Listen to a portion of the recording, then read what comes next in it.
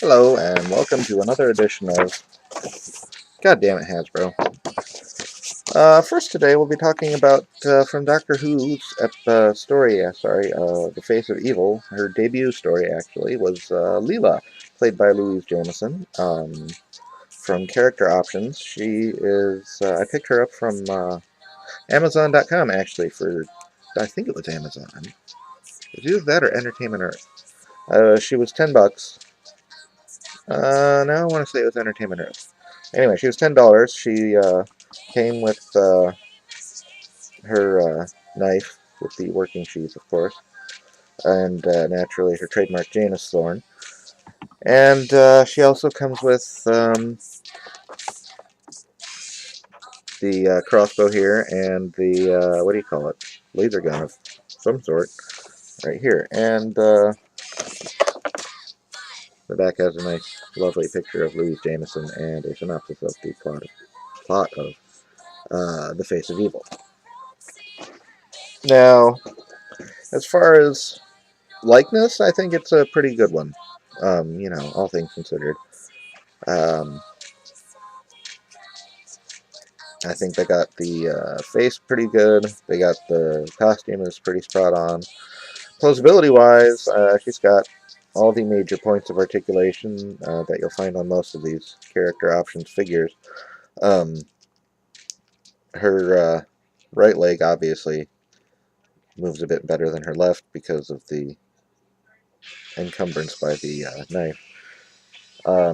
She's got the ball-hinged shoulder. She's got the swivel arm battle grip, and the standard elbows and wrists. All in all, it's a nice figure, and it's $10, and it's actually my first classic Doctor Who companion figure. I already have some new Who figure, of course, but they're a lot more plentiful at the comic shop. Next, we have our only Hasbro figure for the night. We have, from the Avengers, we have the Black Widow, Natasha Romanoff, as played by Scarlett Johansson.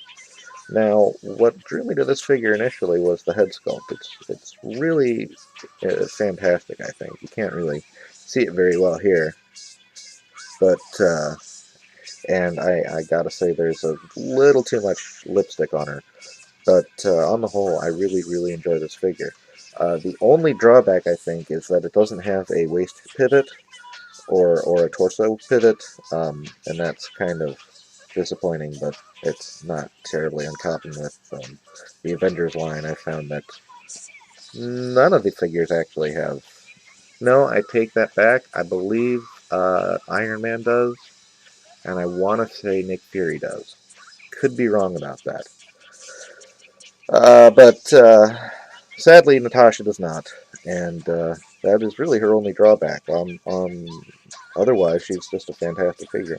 Like the rest of Hasbro's figures, she included a projectile firing pack-in that was, of course, designed to drive the cost up even more, and has since become, I assume, either garbage or a cat toy.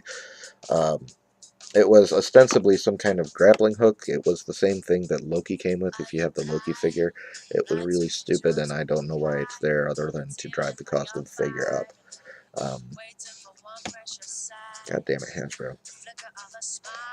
Hey, that's the name of the show. Anyway, here we have Catwoman. I figure I have one be jumpsuited woman in black, then I might as well have the other, who appeared also in the superhero movie in summer of 2012. This is Selena Kyle as portrayed by Anne Hathaway. Now, compared to Black Widow, she's really well. She's also got a nice likeness, but articulation-wise, she's severely lacking. She's got the classic Kenner points, 5 points of articulation: the head, shoulders, and hips, and that's about the extent of it. And what's more is she doesn't really stand on her own without assistance. I normally have to prop her up on something. And unfortunately, she was only available in the Target 5-pack, which included her and Bane and Bruce Wayne and Batman and Batman in a different suit, which didn't actually appear in the movie, but they wanted to make it 5 for some reason. I really don't understand why. I think, really, to be honest, Mattel dropped the ball on the Dark Knight Rises line. Um, I mean, they're still warming the pegs, and all there is different paint schemes of Batman that nobody's going to buy because they all look stupid as hell. And they didn't include any other characters except for like one Bane per case, if you're lucky. And there were no other Catwoman. She was only available in the 5-pack. It's a terrible line, and there were only like a handful of figures in there that were worthwhile. I kind of wish they'd made a Joseph Gordon-Levitt, or at least a what's his name, a Commissioner Gordon, Gary Oldman. Anyway, this is another from my celebrity likeness shelf, and I actually have her usually standing next to Black Widow. Do I? I like to. You know, since they both wear the black jumpsuit and have other things in common. The last thing that I'm going to talk about is the Transformable Thomas. Now, you may have seen this on the internet in pictures. I know that's where I originally saw it. I got this from China, of all places. I didn't actually visit China. I have been a member of the Something Awful forums for 10 years now, and several years ago there was a thread about foreign bootlegs, and someone posted this, and there was a goon in China who knew where he could pick some up, and they were like $4. So he took an order of like 180 of them, and I asked for one and sent him $20 for it. But took me a few weeks to get. Now, like I said, paid $20 for it. It was only originally $4 plus like a handful for shipping and whatnot, and so really it only cost me about $8, and then the rest of it was just as a thank you for the guy who was shipping bootleg toys across the country or across the ocean. Um, Now, the figure itself is worth every penny of the $4, I mean. It's made of incredibly flimsy plastic that's, like, really, really brittle. Like, Happy Meal toys are made better than this, to be completely honest. You may not be able to tell just from the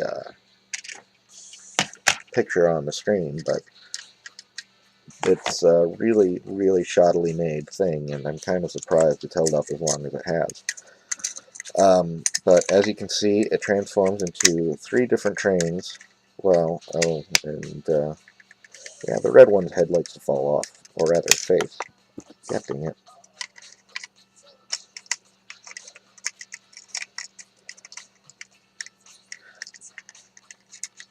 Anyway, so here we have the red one, and the blue one, and the green one. And that's our Transformable Thomas. Now, if you ever find yourself staring one of these down at like a flea market or a toy store or something, and it costs as much as it cost me, I would definitely recommend you pick it up, because it's really it's just quite the masterpiece in terms of cheap bootleg toy construction. Um, like I said, it was $4 and it was worth every penny. And when you actually get to playing with it, it actually really, really shows. The face on the red part has fallen off quite a number of times. I've already glued it in place a few. It hasn't really helped.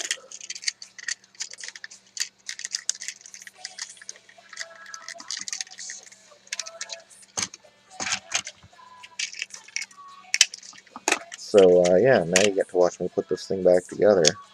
Or, you could just turn it off right now because, really, I don't have anything after this. All you're going to watch me do is just unfold the paper, say this has been Goddammit Hasbro, and sign off. But first, you get to watch me put together this goddamn toy. And there we have Transformable Thomas. He's rather intimidating for a toy train, isn't he? Anyway, this has been Goddammit Hasbro.